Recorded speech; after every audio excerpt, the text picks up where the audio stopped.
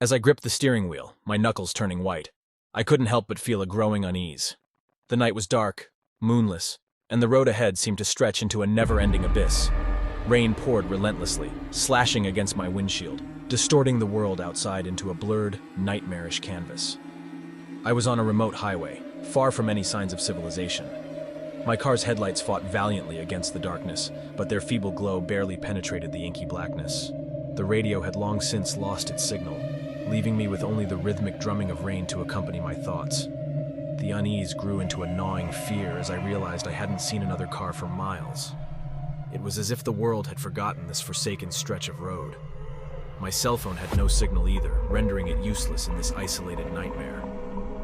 I adjusted the rearview mirror and my heart leaped into my throat. In the dim, flickering light, I saw a shadowy figure seated in my back seat. Panic surged through me, and I swerved the car, barely avoiding a collision with a guardrail.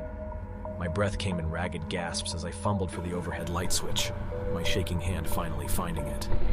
The cabin filled with a sickly yellow glow, and I turned to confront the intruder. But there was no one there. The back seat was empty. My mind played tricks on me, and I berated myself for letting fear get the better of my senses.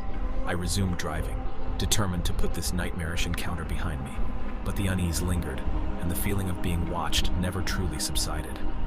Minutes turned to hours as I drove through the desolate darkness, until finally, I saw the faint glimmer of distant city lights on the horizon.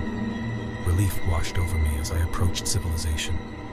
But as I entered the town, something was horribly wrong. The streets were empty, buildings abandoned, and an eerie silence hung in the air. It was a town frozen in time, a ghostly echo of life. And then, in my rearview mirror, I saw it again, the shadowy figure. It grinned at me, revealing rows of sharp, glistening teeth.